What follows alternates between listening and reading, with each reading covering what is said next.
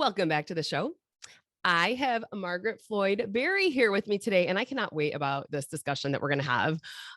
We're going to talk all about autoimmunity. We're going to talk about our gut health, which I think is a huge thing. I see it with my patients all the time when we talk about gut health. They're like, no, my gut's fine.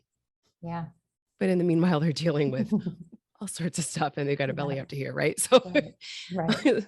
so let's hear, tell them a little bit about yourself and then we'll start deep diving into all of these topics. How about that? You bet. Absolutely. So I'm a functional nutritionist. And what that means is, we think nutritionists, they think, oh, we're going to like make a meal plan and like give you some recipes.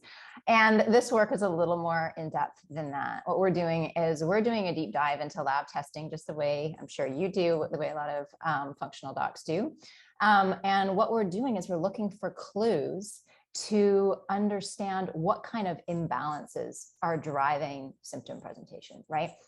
And so we're not trying to diagnose anything. We're not trying to treat anything. What we're trying to do is figure out what is blocking the body's ability to heal and how can we, in a very strategic and informed way, use the tools of dietary change and supplement protocols and lifestyle interventions to basically remove blocking factors and give the body the inputs it needs to come back into balance.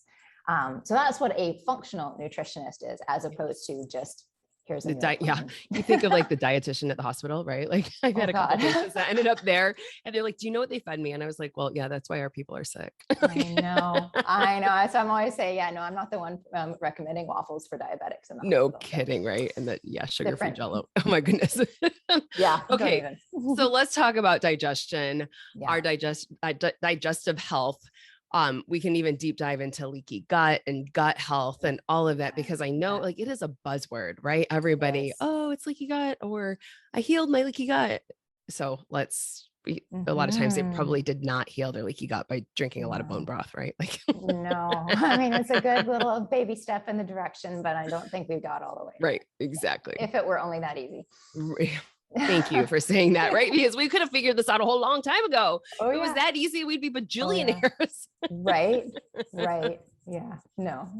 Well, I think, our digestive system is so fundamental to our health overall. We're going to be talking about autoimmunity, and it is absolutely essential with autoimmunity. But even without autoimmunity, it is the thing, right? Mm-hmm. So if you think about it, we are basically walking food. Right? Like they say that, oh, you are what you eat, but it's like, no, you actually really are what you eat. Like there is no cell in your body. There's no tissue. There's no organ. Like I always get clients like, look at your hand, look at the skin, the joints, the tendons, the bones, the muscles. Every bit of that was once food. But here's the clincher. The quality of those nutrients that literally build and fuel us and run every single system in our body depends on our digestive process and its ability to essentially harvest those nutrients from the food that we eat and then shuttle them around our body to do what the body needs to do, right? So that digestive process is so absolutely fundamental to everything. Like it is the starting point, because you could be eating the most pristine, nutrient dense, properly prepared, locally grown, like all the things. You could be eating the most, all the things. You could be eating the perfect meal. If your body is not able to properly break down that food into its nutrient components and then absorb it and use those nutrients, it doesn't matter. It's just money you're quite literally flushing down the toilet. I agree. Right. Mm-hmm. And I always say within our little chiropractic practice here, I'm like, it's not what you eat, it's what you assimilate.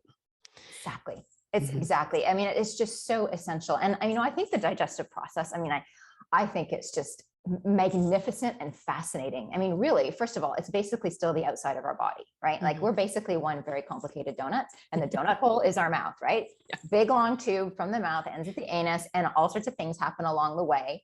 We hope everything's moving in the right direction. There's all these little valves kind of making sure everything's going in the right direction. And you mentioned leaky gut. This is actually a really profound moment if you take a minute to think about it. So, first of all, so we say leaky gut. The part of it we're really talking about primarily is the small intestine, right? And that is where the vast majority of the nutrients are absorbed. Not all of them, but the majority of them, right? And this lining of this intestine is 1 cell thick. So it's so delicate, right? And when we talk about leaky gut, really what we're meaning here, and is it okay if I just kind of give a basic explanation? Okay, absolutely. So we've got, we talk about the tight junctions. And so you think about these little cells lined up kind of like this, like grid, right? Just like little soldiers side by side. And what happens is that very selectively, those tight junctions will basically open up to let a nutrient through and then close back up. I mean, just think of like the most tightly regulated security system, right? Because they know that this is the last barrier between you and the outside world. And that goes straight into the bloodstream, right? So this is literally the final frontier between you and the outside world. This is where the outside world becomes you. And so that's a very, very tightly regulated system. And it's just like, look, one little gate will open at a time and then another one. And there's other mechanisms, some go through the cells. We don't need to go into all those details, but essentially what happens with leaky gut is this, right? Like you have those tight junctions now open up, they loosen up, they get damaged. And now this process that's supposed to be highly, highly selective is allowing, it's like a freeway, right? It's just allowing all the things. And there's a lot of stuff in our intestines that we don't want going into the bloodstream, right? There's toxins, there's, the things that are bound for the toilet bowl, right? There's pathogens, there's bacteria, there are, even something like that perfect piece of broccoli you had at lunch. If it is not broken down sufficiently, that enters into the bloodstream and your body doesn't know what to do with it. It looks at it as a foreign invader because it doesn't recognize it. That engages the immune system, which we're going to talk about in a moment. And now you're just creating problems. You're creating inflammation. I mean, it's just, this is the gateway where a lot of things we talk about endotoxicity. So that's toxicity from within. And this is one of the key mechanisms for that is that compromised gut barrier. And so many things can cause it that are very, very common in the diet. And many people, I'm not going to say most, I kind of think most, but I'm going to say many to be conservative, have this without even knowing it. I agree, 100% agree. And it's so much, let's talk about some of the reasons why they end up with it. I mean, it's so much in our lifestyle. And it's not just something we've just started recently that we end up with leaky gut, but it's, what I mean? It's like, hey, it goes back to our childhood and we're just never, I don't know, this is just our convenience lifestyle. I feel like so much, right? Like we have really, I'm a kid of the 80s. I just think of, how our food has evolved since then. Like we've created a monster. We really have. We really have. And then we just sort of, we could spend an entire hour just talking about this one piece, but some of the heavy hitters, in terms of foods, well, all the processed foods, right? Yes. Like that is just so irritating. I just think of it kind of like a cheese grater, right? Like it's just really irritating to the system, and anything that's irritating, it's that one delicate little cell thick lining, right? Like it's going to cause an effect.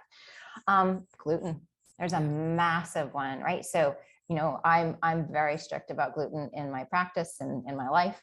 And, I often get the like, but I'm not celiac, or, I've done this test or that test and it's come back negative. And it's like, okay, so I'm glad that mechanism isn't a problem for you. But here's the thing with gluten is that when your body breaks down gluten, it releases a substance called zonulin, which does this, right? It literally sends the signal to open up those tight junctions. And so it causes leaky gut in anyone when we eat it. Regardless. Yes. Regardless, Yeah. And then there's always the question, well, then why did our ancestors eat it? And it's like, well, then let's talk about the perfect storm of everything else going on, all these other things, yes, there's always going to be sort of environmental assaults, and I include dietary factors in that. But when you've only got a very small handful of those stressors, our bodies are magnificent, right? They're so resilient. And so they can handle a lot, but we're in a whole new world when it comes to, so other things. Just taking things like, your NSAIDs, like your ibuprofen. That was a big one for me back in the day before I moved into this field. I used to suffer from really severe migraines, and I could not be like I have tracked, I had like at least half a dozen bottles of Advil, and I knew exactly where everyone was. I had it in my purse, in my car, at my desk, at my work. I had it in my bathroom. I was dating a guy 2 floors down from me. It wasn't close enough to have it in my bathroom. I had to have it in his bathroom as well. Like I just lived on this stuff, right? And so, you know, and that's just one example. I mean, there's just so many stressors that are causing damage to that gut lining, and it's the starting point for just so many issues. And you think of how many antibiotics we were all thrown on, Oh, you know, like, oh my gosh, I totally. remember thinking like, because I had, you know, teenage acne, they threw me on Oh antibiotics. And now I'm just like, gosh, if I only knew. I mean, I was in a holistic world, but I also had the medical model growing up, and man, I just wish it was all holistic at that point. But the other thing, you know, and I don't think people even realize this, but let's talk about how with gluten, they spray it with glyphosate right before harvest. And so when we talk about our ancestors, you know what, guess what? Monsanto wasn't around then. And if you don't realize, like, it's those things that people don't understand on why we want to do organic, but it's also like, there is no reason your body needs Roundup in it. And I probably should not be saying 100%. names because it'll just get us pulled. But I'm at the point now where I'm like, we're speaking the truth. Over this last year, we're speaking the truth. So it's a huge deal. I mean, just the wheat. So, you know, glyphosate, that's a massive issue. Glyphosate aside, even just the gluten proteins that are in today's wheat, it's a totally different wheat than the bread that even like, now I'm a 70s kid, the bread that I was eating when I was growing up is totally like, it's not even recognizable. And there was, I think it was like 40 years ago, I'm going to space in the name of the scientist because I'm terrible with names, but there was a whole process that he went through, won the Nobel Prize for it, for hybridizing wheat to get this like doughy, squishy crop. You know, like I'm not an agriculture person, but like really like these hardy crops. And the amount of hybridization, it wasn't genetically modified. Some people will say, oh, no, it wasn't genetically modified, but it was just such excessive hybridization that entirely new forms of the gluten protein were created that literally didn't exist previously. And, you know, again, our bodies are magnificent things. They don't adapt that quickly. Right. These are just, the body just looks at it as foreign. Don't know what to do with that. Anything that's foreign, you got to get it out. No, I agree 100%. So let's talk about autoimmunity, because this is something too, I don't even know how to say this and how to say it so that we're not going to get pulled, but there's been something introduced in the last year and a half that's increasing a lot of autoimmune issues. I'm just flat out going to say that we're seeing it. Those of us that called it a year and a half ago, we were told we were nuts, that this wouldn't happen, but we're seeing it. But let's talk about what exactly is autoimmune. So I want you to start just completely. Yeah. If somebody's dealing with autoimmune, like if you're listening right now and you're like, you know, something's really changed and I don't know what it is in the last year, because I've had multiple people walking in, like, I can't figure it out. But there's one big player. But anyways, okay, well, that's a whole nother rabbit hole we don't need to go down, but I do want to put that out there for people to dig and do some research. But in the meanwhile, what is autoimmune? And we'll deep dive into that, because there's it's a big one. So, I mean, so let's just talk about the immune system, what it's supposed to do, right? Like and this is dramatic oversimplification, but at its absolute root, the immune system is there for 2 jobs, right? Housekeeping and protecting us from dangerous pathogens. That's its job, right? And as a really critical aspect of this is this ability to differentiate both between self and other, and then when it comes to other, between friend and foe. And what we have with autoimmunity is that mechanism of differentiation has gone awry. So now, rather than protecting self, the immune system is actually attacking self. It's perceiving self as enemy other. And the definition of the disease is based on the target tissue. So, you know, Hashimoto's, it is the thyroid, right? You know, psoriasis, it's the skin, you know, et cetera. So the different types, I mean, there's 150 plus different autoimmune diseases. And I feel like the list is growing every single day as they recognize autoimmune components to things that we, you know, I had eczema as a kid. We didn't think that was autoimmune. Now it's like, oh, that's actually an autoimmune process. So the process is the same. It's this errant immune system that has gone awry. And the really important question is why, right? Like, why is this immune system basically making bad decisions? And again, this is an oversimplification, but at root, what is happening here is just like, if we're constantly engaged, right? Like we're just, so much is being asked for us in all these different directions. We're not getting enough rest. This goes on and on and on. Over time, we start to make bad decisions, right? It's the exact same thing with the immune system. If that immune system is constantly being engaged, whether it be from improperly digested broccoli because of a leaky gut, whether it be because you're eating lots of gluten, whether it be because of environmental things, injections of things that the body doesn't recognize and doesn't like. There's a lot of different things constantly are taxing our immune system. And so the difference between like the conventional medical model and a more functional model, the conventional medical model is like, this person's hurting, so we're going to look at the target organ. Like, I'm just going to use a Hashimoto's as an example, because I do a ton of work in Hashimoto's. So Hashimoto's with thyroid, they look at, okay, the target is the thyroid. What's happening is the thyroid is not producing hormones sufficiently. So we're going to replace those hormones, and maybe we're going to bring in some anti-inflammatories. In some cases, I'll bring in like, immune suppressant, because it's like, ooh, the immune system is going crazy, so we need to shut it down. Now, the immune system is also incredibly complex, and you do any of this kind of manipulation, and yes, there's some pretty dramatic side effects to that. Mm-hmm. I will also acknowledge there's a time and a place. Sometimes in some really severe forms, I've had a client with very severe form of myasthenia gravis, for example, that was absolutely life-threatening, and 100% she needed to be on those immunomodulatory drugs. And she's still, at the same time, we need to be doing the deeper digging, which is the functional model, which is, okay, what is tiring out and engaging this immune system over and over and over such that it's making these bad decisions? Let's identify those things. Let's remove them. Let's support the immune system so that it can find its balance again. And it is amazing what can happen, such that you then don't need those immunosuppressant drugs. You don't need the anti-inflammatories. And in many cases, you don't actually even need to continue supporting the target organ or system, because now that you're not killing it off, it's able to do what it can do. I love how you say that. This is totally my jam within my chiropractic philosophy, right? Because, you think of it when, let's look at the traditional Hashimoto, right? Like they're going to end up on T4.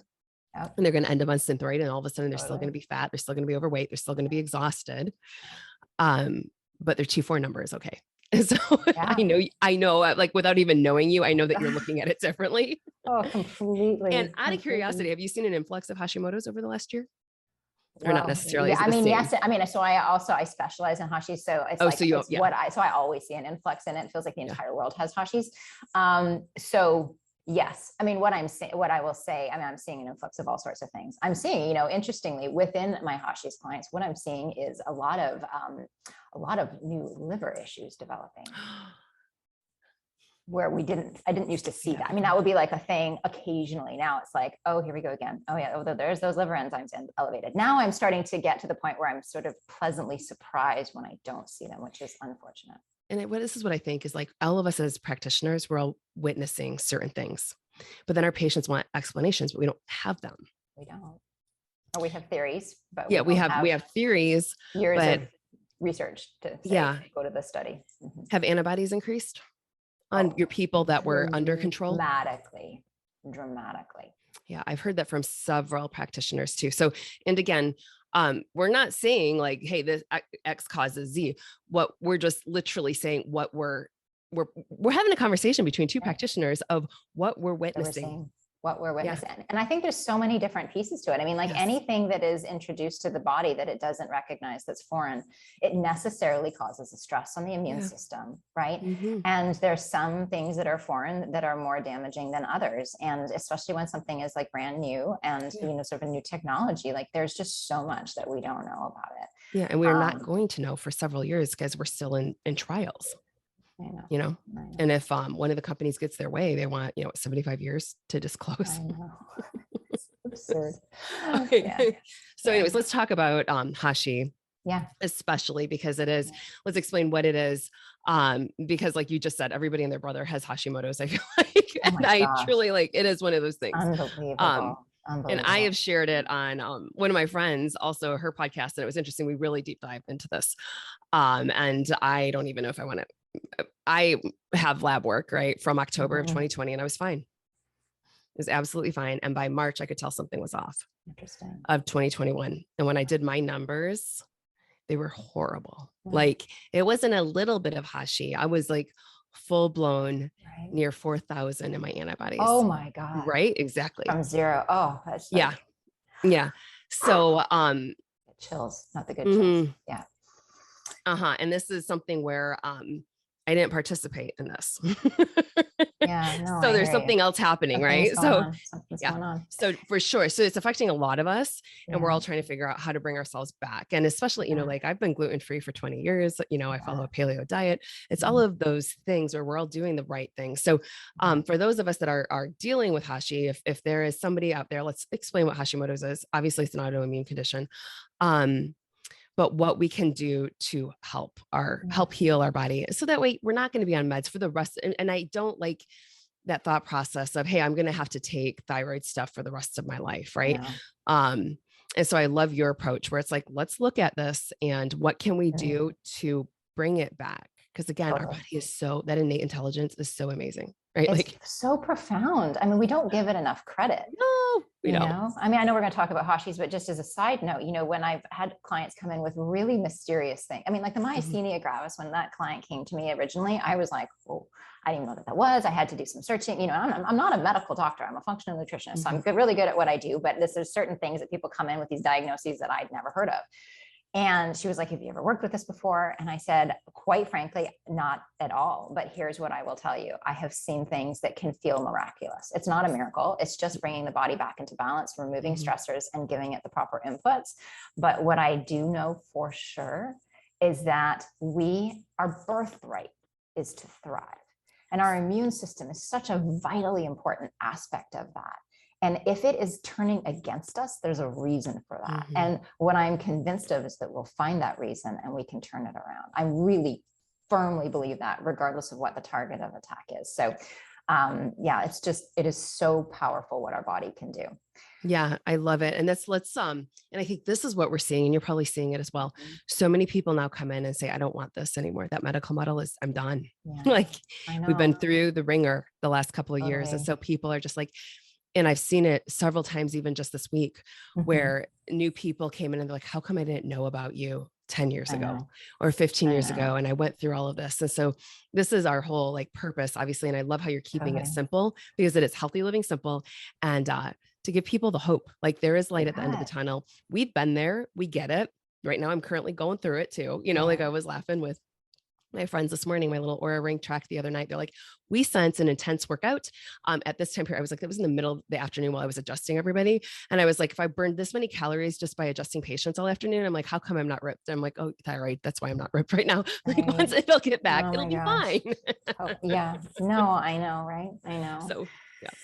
So let's deep dive into Hashi. Let's see. Yeah, let's go into the Hashi's piece. So, I mean, with Hashimoto's, essentially what's happening is the immune system is attacking the thyroid, and there's different things. There's, you know, the TPO enzyme or the thyroglobulin. So there's different aspects, but ultimately what's happening is the immune system is attacking the thyroid, and it is impacting its ability to produce sufficient amounts of thyroid hormone. And when that happens, what you have is a hypothyroid, so an underfunctioning, underperforming thyroid. And you get all sorts of brutal symptoms, like completely inexplicable weight gain. You know, how many clients come to me and they're like, nothing's changed. I'm still eating the same, like I'm doing all the same things. And I put on 30 pounds in a month. Like, we're not talking like little weight gain. We're talking major weight gain, thinning hair, super dry skin, feeling so fatigued that just like, oh my God, I don't know that I could get out of bed. And some of them can't. And really sluggish digestion. So like really slow motility, constipation. Some people get the lateral third of their eyebrows. Yeah. Yeah. It's funny. I get those babies back. Right. I have a symptom burden assessment that I have clients do. And it's so interesting. The ones who are like, that's a thing. Like they had no idea it was related to their thyroid. And so, it's really uncomfortable. And it is exactly as you said, you know, a medical doctor will prescribe thyroid hormone replacement essentially, and send you on your way. And they'll monitor some numbers, not all the numbers, not the most important number, which is your free T3, which is like the actual hormone that's going out there and doing the things, right? Because what they monitor is TSH, which is actually a pituitary hormone. It's your pituitary telling the thyroid what to do. And then they monitor typically free T4, excuse me. And T4 is an inactive hormone. It's the vast majority of what your thyroid produces. But then your body has to convert that T4 into T3, which is the active form of thyroid hormone that does the work, right? And so there's a lot of things that can get in the way of that conversion from T4 to T3. And that's a piece that's often missed. So you get people all the time coming in, they've been on meds, and the doctors look at the labs and say, you're fine, because they've optimized their TSH and their free T4, but they're not doing anything about the T3. And when we do a full set of labs and we look at all the numbers, including free T3 and reverse T3 and all these different things, and we see that it's like, oh yeah, no, there's the active hormone is not nearly sufficient to meet the body's needs, and no wonder you're feeling miserable. So that's one of the biggest challenges that I think clients experience, is they just, and I remember, so I have Hashis, and I was diagnosed when I was pregnant with my second daughter. And I will share with you, it was a devastating moment for me. I was already a practitioner, specialized in autoimmune. And something about my history, my mother was diagnosed with very serious autoimmunity when I was in high school. And she had multiple different, she had very severe lupus as well as rheumatoid arthritis. And she ultimately lost her life to complications from the medications that were keeping her alive, barely. I mean, it was just this awful, slow, painful process of deterioration, over 20 plus years, where it was just like, one step forward, 4 steps back, one more surgical procedure, 3 steps. I mean, it was just like, I remember, we talk about the immunosuppressant drugs. Her immune system was so compromised because of all of the meds. She got a hangnail once and was hospitalized, I'm not kidding you, for 3 months because it turned into an infection that went all the way up her arm. Oh my goodness. And then she developed antibiotic resistance. I mean, it was just, it was like from a hangnail. Mm-hmm. Like, we have an immune system, like we don't remember that, like little things like hangnails, our immune system is dealing with that. Like, that's part of its job, is that internal care.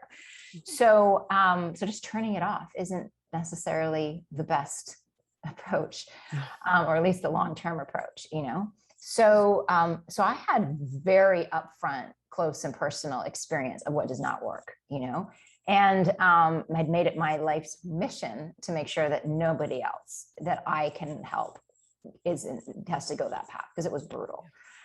So getting that diagnosis was this like, oh my God, like, I'm a fraud. How can I be doing this if I'm like the specialist in this and I can't even prevent it, blah, blah, blah, blah, blah. Able to totally, like, just the spoiler alert, have been able to totally bring it into remission using all the tools. Like, I just did the work I did with clients with myself, so it was all good, but it was a scary moment. And I remember talking to the doctor about it because I wanted to run some follow-up labs postpartum, and he was like, didn't want to, I had to like fight with him to get the antibodies. He was like, and I was like, well, why? He's like, why do you need them? Once you've got the Hashis, you've got Hashis. And I was like, but why don't you care? Right. And he said, well, once you have it, there's nothing you can do about it. It's just about supporting the hormone levels. And I was like, okay. I mean, I disagree, but I got it. I was like, okay, they just really fundamentally don't believe that there is a way to actually bring autoimmune strategically and permanently into remission. So there's kind of a why bother, let's save you the money. And if I really believed that there was no point and no ability, like, I get it, I'd save the money too. I just don't happen to disagree with that.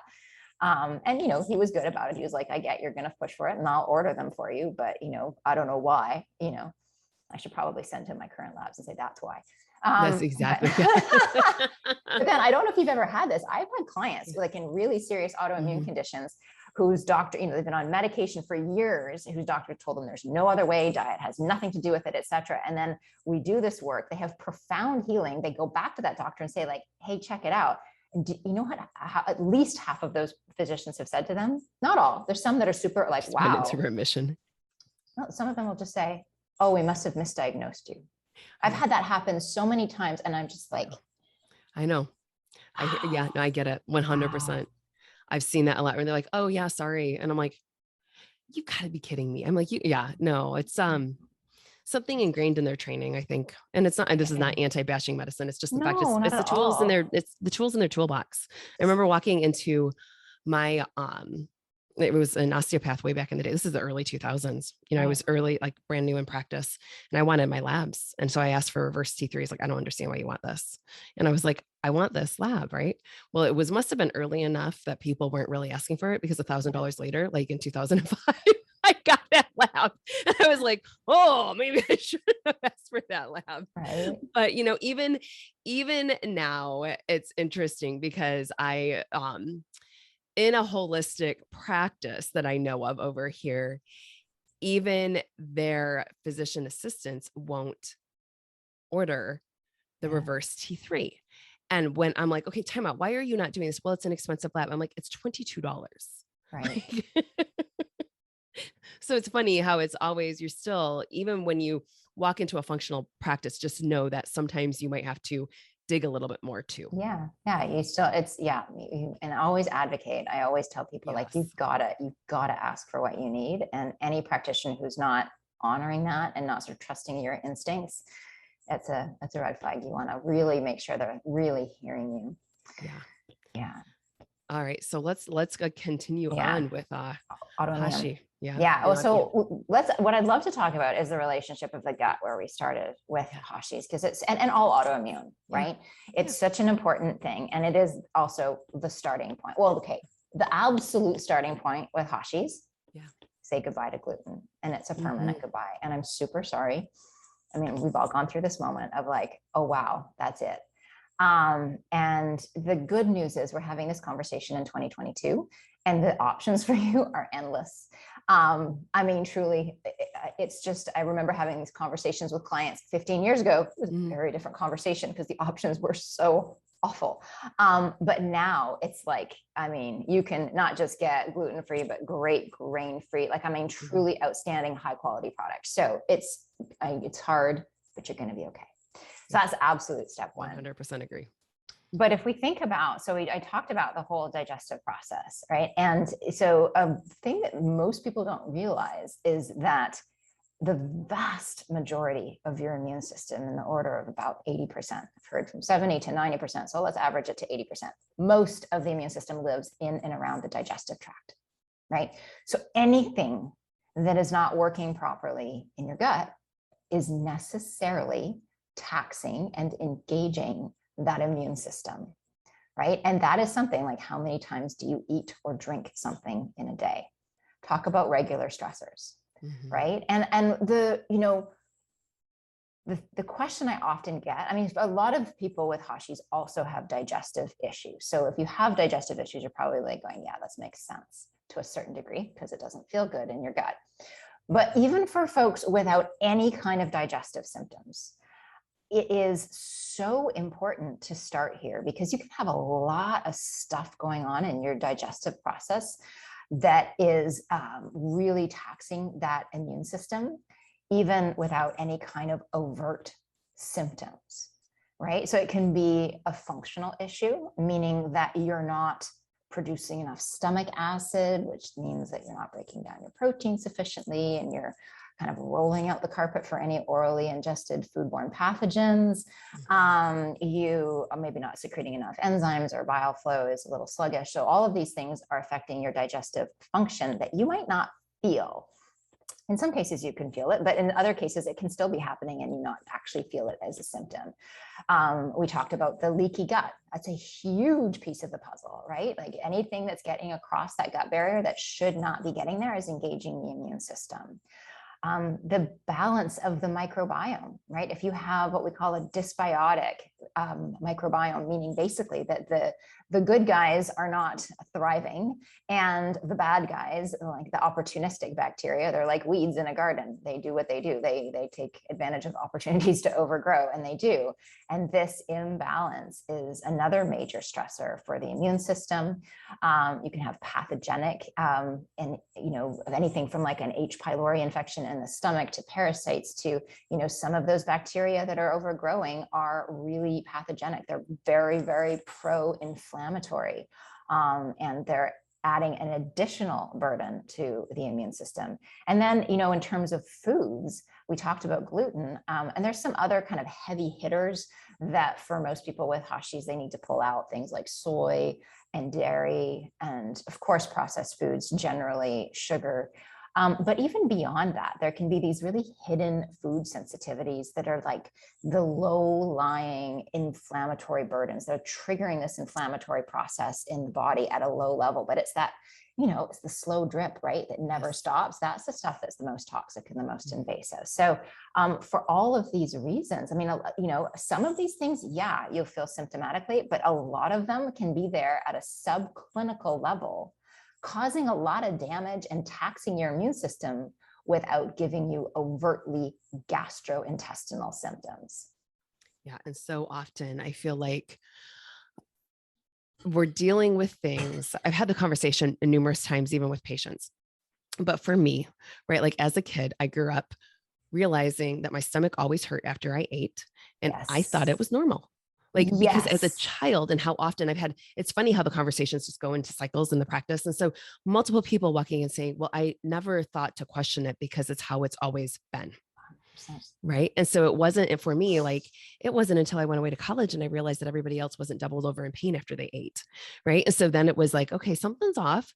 And then chiropractic school, thank God, like I started digging, but it was finally then that I realized for gluten, and that was early 2000s where nobody knew, we weren't talking about gluten. So again, like you had just said, that conversation way back when you told people, it was like, all right, you're going to be paleo at this point, because there are no other gluten-free options for you. Like this is what you're doing, Lisa. Totally. But I want to give people that hope, because once you feel amazing, you realize like, oh my gosh, if I ate that, I'm going to be not feeling well. Like I remember running into a patient at a Christmas party years ago and she's like, you're just so good. I'm like, no, I mean, it's the fact of like, I realized if I sat there and ate this garbage on the table, I will feel miserable for 3 days. Like there's a different word of it. Yeah, exactly. So I couldn't agree with you more. I think that our baseline for what optimal is so freaking low. And I always tell clients, my goal for you is to feel better in your body than you even think possible. And I was just so much like you. And it took me a lot longer than college. It took me until my 30s when I changed careers and studied nutrition. But I thought it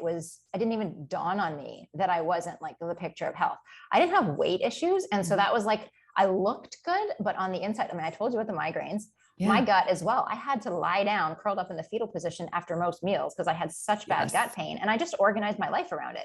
I didn't think it was weird. I had such blood sugar dysregulation because all I ate was carbs.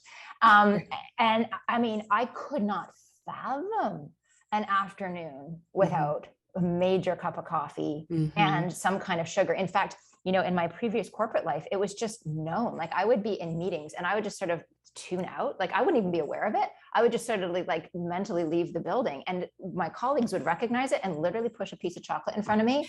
And I'd be like, oh, and I'd eat the chocolate and then like come back. I was just so wildly hypoglycemic. Right. And all of this to me, I didn't even think that this could possibly be wrong, And I remember my first week when I started studying nutrition, and we did some of the assessments we use with clients on ourselves, and my results were awful. Like, what's my structure? I'm like, what's going on? And she was like, yeah.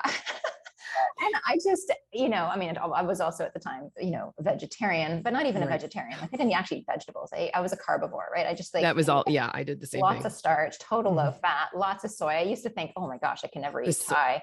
And it was because I was having this. The soy contributed to the thyroid though too, for sure. Right. 100%. I'm sure. I feel like that's when I first lost my eyebrows, the outer third. Right.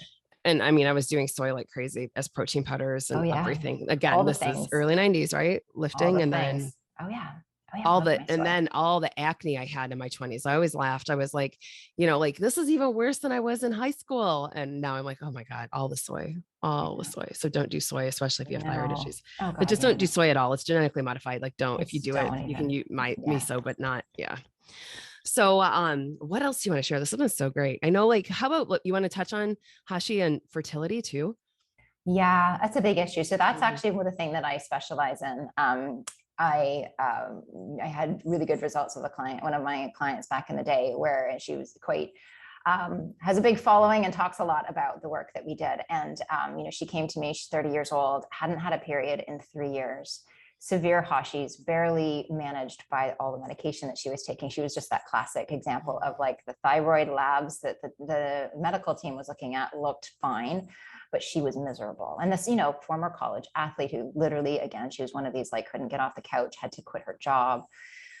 And so we were able to rebalance that very, very quickly and get her period back. And then she got pregnant like almost immediately, and has talked about this a lot. So now it's my practice, women in their 30s and 40s with Hashis trying to get pregnant.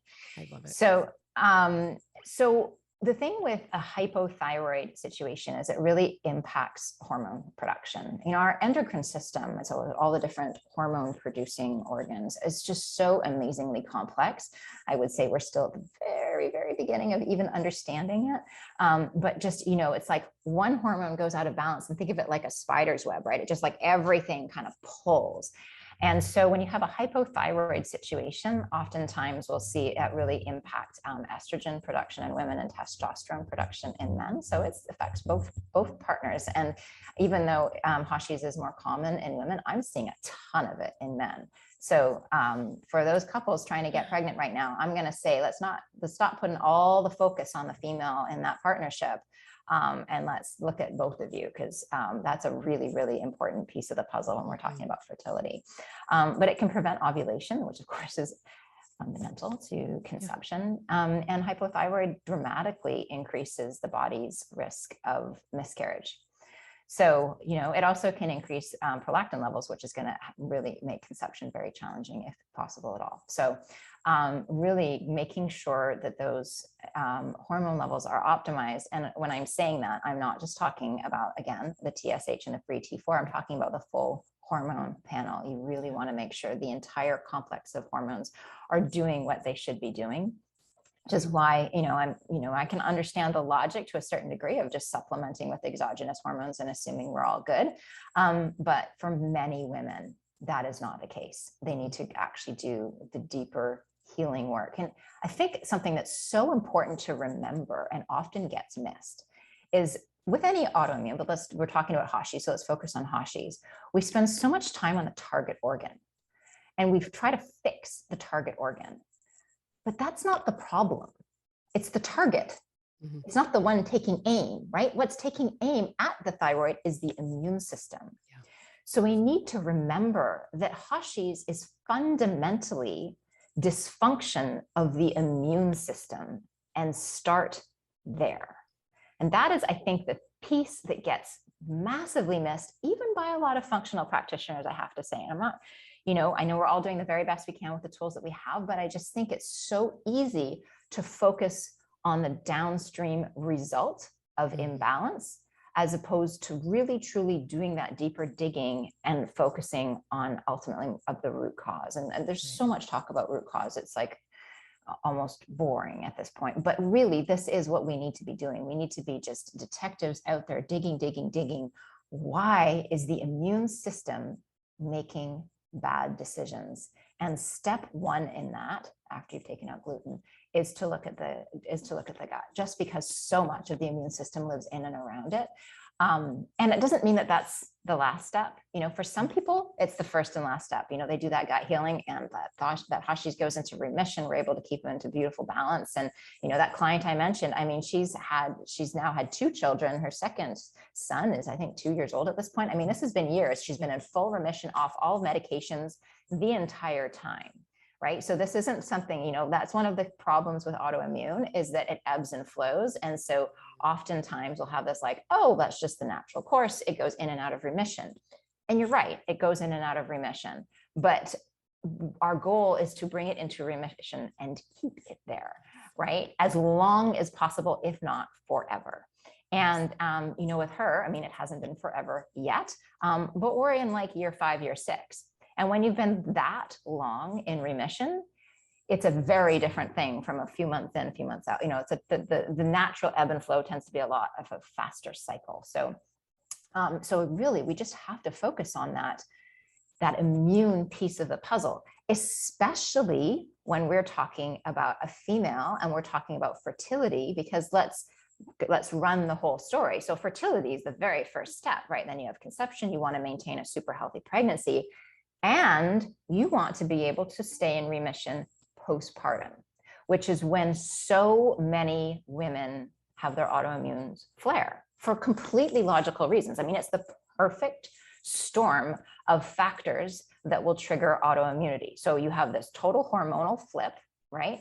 Once the baby's out, you have your immune system, which a big aspect of the immune system actually shuts down while you're pregnant to make sure that your immune system doesn't attack this alien that you're growing, right?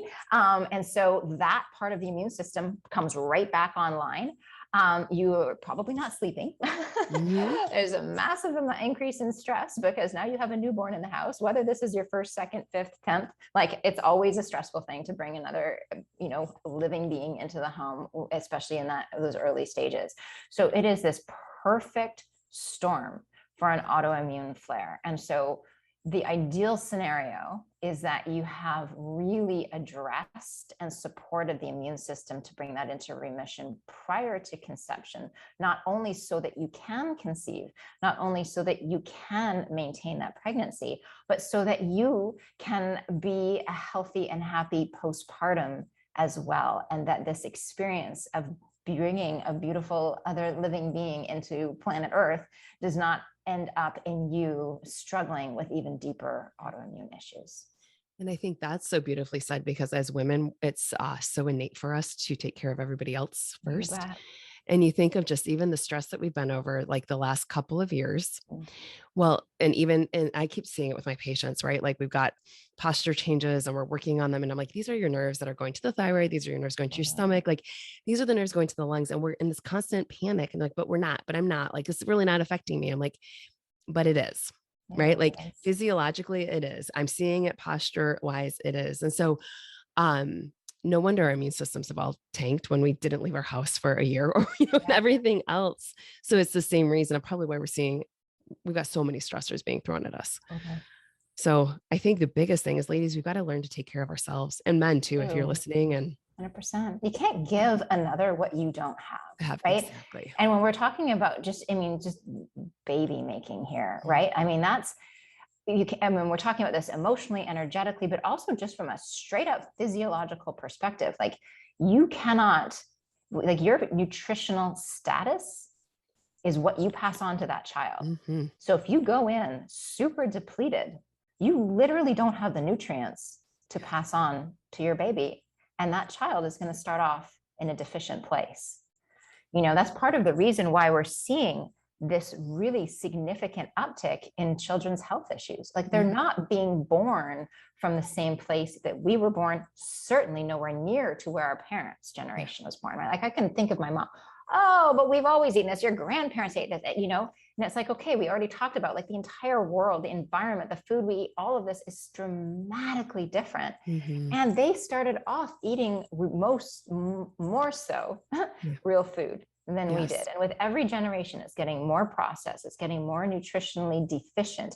It's becoming that, what does Michael Pollan call it? These like food-like edible substances. Like it's not actually food, like you walk through the grocery store and it's actually alarming how much of that isn't really food. And that always shows me like how intelligent our body really is, that we're able to still live with such nutrient, void foods. I know. I mean, our bodies are magnificent and so resilient, but at a certain point, just like, even Superman at a certain point is like, I'm out. Yeah, exactly. I agree 100%. Oh my goodness. What else would you like to share? Well, I mean, gosh, there's so many things. Well, I think a really important piece of this conversation when we're talking about autoimmunity, and I'm going to say for women in particular, and I know it's not just women, but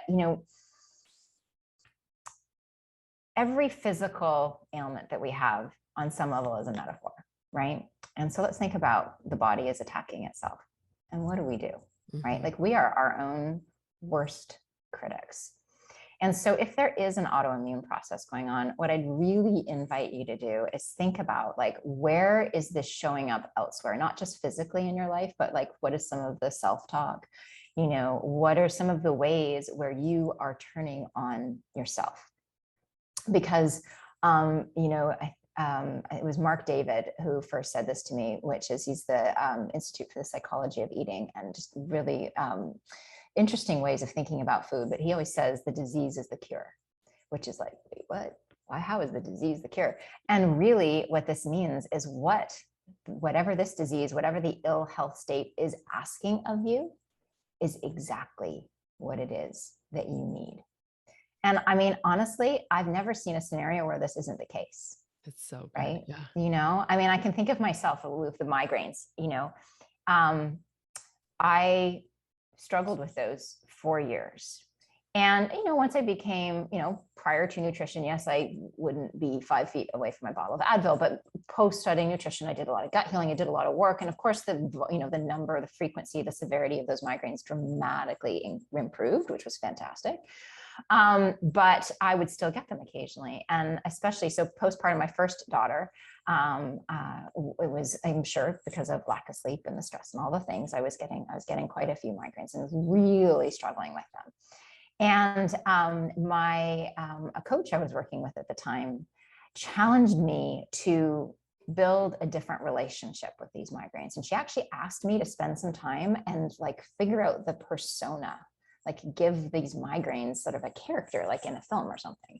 And, you know, when she first gave me this assignment, I was like, oh, it's going to be this like evil villain, you know, like just this brutal thing. Because, you know, when I would get these migraines, it just felt so intense and so unrelenting and so harsh. But when I got really quiet and like really thought through what these migraines were for me and what that persona was, what actually came through was mama migraine. And it was so interesting is it was so similar. So my daughter at the time was a year old, and this kid, not a sleeper. Like she fought, like she hated to sleep, hated it. And she would just, so napping was, I mean, just the freaking dance we had to go through to get this child to fall asleep to nap. And many times what I would finally resort to is literally holding her, like lying down with her and holding her, and she'd be screaming and she just did not want to be there, right? I can't even imagine what our neighbors thought was going on in our house. But I would just like hold her, you know, lovingly, but not let her get up until she just finally fell asleep and got the sleep that she desperately needed.